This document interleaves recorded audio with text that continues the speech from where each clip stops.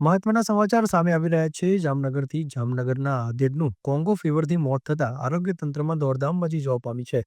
Pancheshwar tower વિસ્તારમાં રહેતા આ આધેડ જીજી હોસ્પિટલમાં ગઈકાલે 1 અઠવાડિયાની સારવાર બાદ છેલ્લા શ્વાસ લીધા હોવાની માહિતી મળી રહી છે.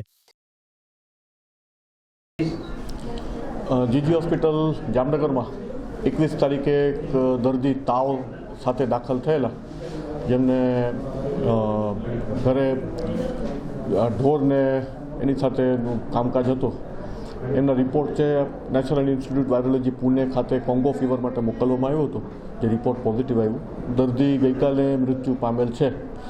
કોંગો ફીવર જે છે એમાંથી ગભરાવાની જરૂર નથી. એ રૂટીનલી ફેલાતો નથી. જે ગાય ભેંસ જે રાખતા હોય એની જે ઈતરડી હોય એ આપણને જો કરડે તો એમાંથી ઇન્ફેક્શન થઈ શકે ને અમુક કેસમાં ઘાતક બની શકે. એટલે એનાથી સામાન્ય પબ્લિકને ગભરાવાની કોઈ જરૂર નથી. હાલ મ્યુનિસિપલ કોર્પોરેશનની ટીમ ને જીજી હોસ્પિટલની ટીમ આ જે કેસ હતા એના કોન્ટેક્ટ ટ્રેસ કરવામાં કામે લાગેલ છે ને બીજા કોઈ પણ દર્દીને એના સિમ્ટમ બીજા કોઈ પણ કોન્ટેક્ટને હજી સુધી એના કોઈ લક્ષણો દેખાણા નથી.